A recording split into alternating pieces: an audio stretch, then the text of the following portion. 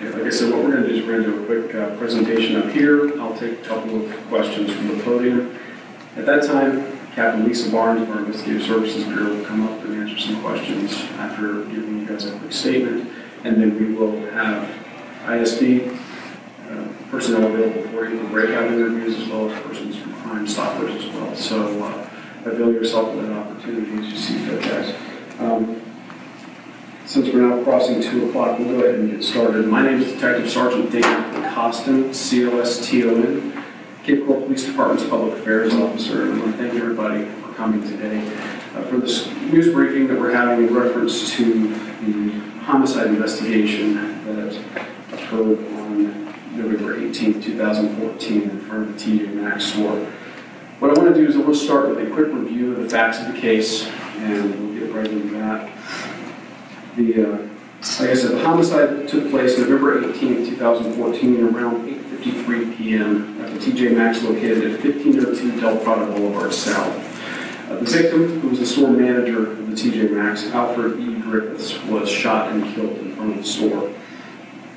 The information that we were able to develop was that our suspect is believed to have fled the scene on foot and possibly left the area in a light-colored sedan, maybe a Chevrolet Cavalier or an Impala style car.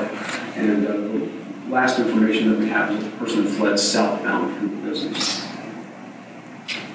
2 days later, we released an initial composite taken from a number of witness interviews that we conducted at the time of the investigation and the hours following.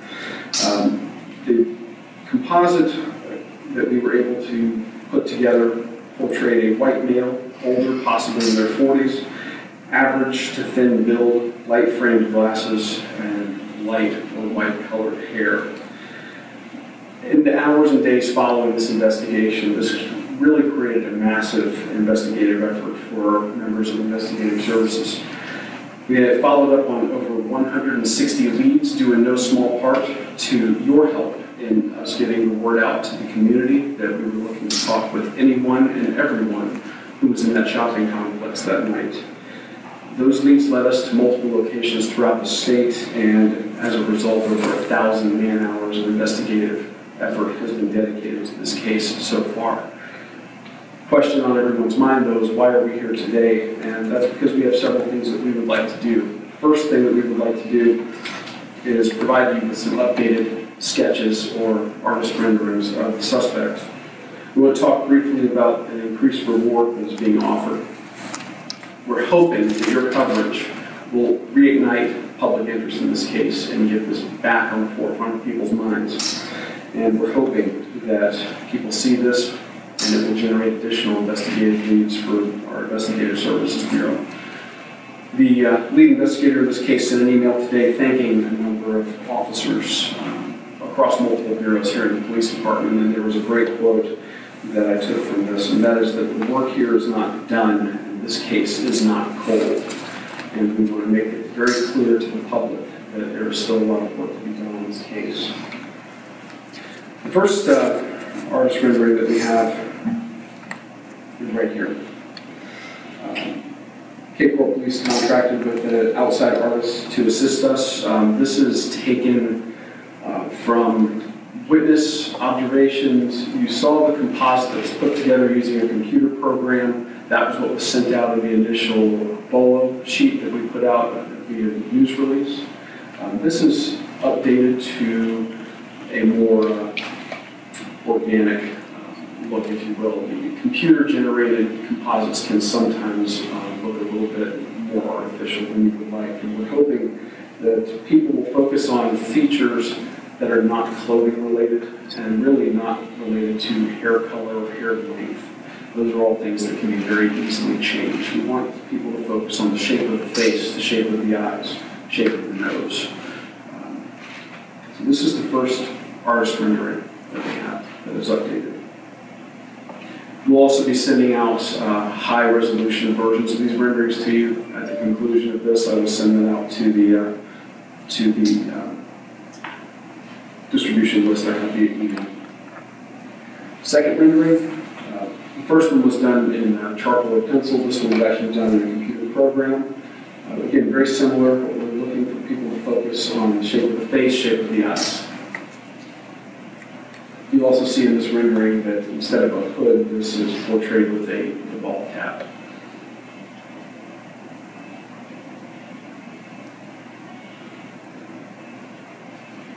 At this point in the investigation, the Cape Coral Police Department is still asking for the help of the community.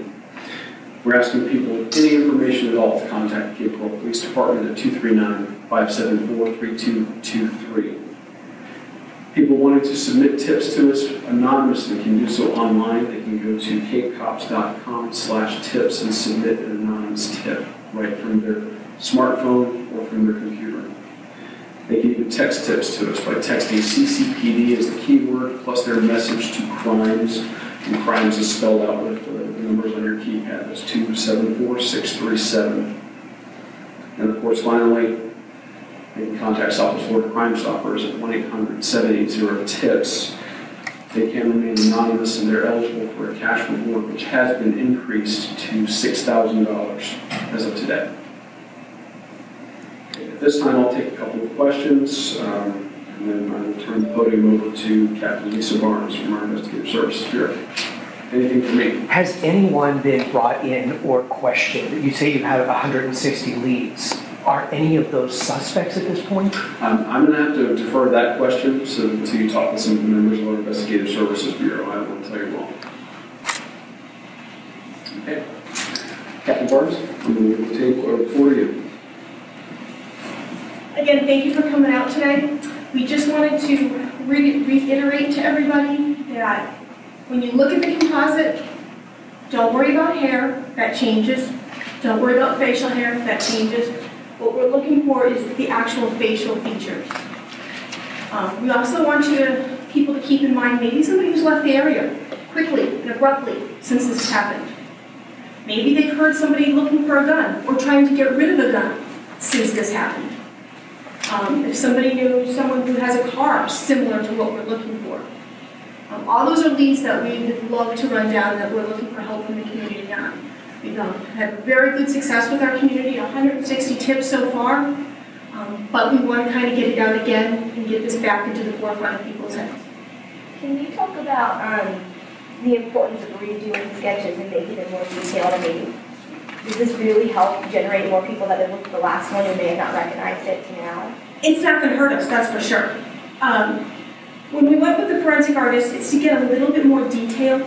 You know, the computer program's good, and that definitely is a good tool for us. It tells us what we're looking for, or maybe what we're not looking for. But once you go to the forensic artist, it kind of really gives it a little bit more of the nuances are better. So yes, I think it will help us. How many people do you have? Have any of you had people involved in that sketch? Dozen people, 2 people, just 100 people? Just a couple people. Just a couple people? Mm-hmm. Can you answer for us, have you had any real solid leads? Is there a suspect at this point? At this point, there is not a suspect. Do many of the leads come from other law enforcement agencies? Yes. Yes. We've gotten some calls from the County Sheriff's Office. We've got some calls from the Fort Myers Police Department on leads that we have followed up. Is there any other evidence besides facial, like tattoos or not to our knowledge? Or? Nope. Is there a strong possibility, and kind of you can say, that they have left the area or they're not from? I don't know. I can't say one way or another. But that's why I'm asking if somebody has abruptly left the area. We would be interested in knowing that. Is it known whether they were in the store for a while before any of this happened? We're not sure whether that person was in the store prior in the day. It's possible, but I don't know that yet. Is this still considered a random act of violence? We've not labeled it one way or another. Do you have any video? Is there any video? I know that was questioned early on. Right. You know, we do not have a lot of video. Unfortunately, in this case, this is not going to be a video case. Will you be releasing? Is there any? I don't have anything to release at this time. You said you had about 160 leads, but holding this press conference today, trying to regenerate more interest, is it safe to say that those 160 leads have not? That's correct. Led to much progress in the case? Exactly. And so at this point, it's over the last week or so, the tips have started dwindling down a little bit. So we felt it was a good time to kind of bring it back out. You know, we really would like for the victim's family to come to a resolution on this. As time goes by, what are the odds of you actually catching this person? They say that the first 48 hours are the biggest key. And yeah, I don't know the answer to that. I mean, you know, you look at cases of homicides that are solved 6 months, a year later. I don't want to put a timeline on it. We will run down every lead for as long as the leads are coming in. What's the biggest challenge with this case? I mean, it was done out in the open. The guy apparently was on foot. What's been the biggest challenge for investigators? We don't have, how do I put this? We don't have clear video. We haven't been able to name a suspect. So this is old-fashioned police work. Can you reiterate about that this is not a cold case and talk about, you know, why it's considered cold? This is not a cold case by no means. We are still running down leads. Leads are still coming in, and we will keep running down leads until we solve it. Could you touch on how rare this type of crime is for Cape Coral? It's extremely rare for the city of Cape Coral. I think if you look at, I don't have the specific numbers in front of us, but I think when you look at our homicides over the last 20 years, a large majority have been domestic related. That could be parent-child, it could be husband, wife, boyfriend, girlfriend, it could be a lot of different things. But as far as a random killing, that's very unusual here. So you are calling it random?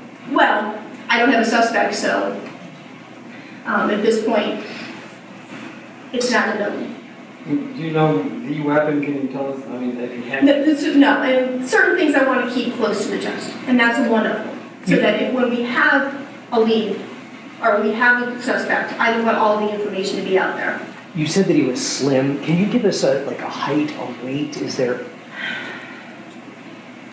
I know you were working.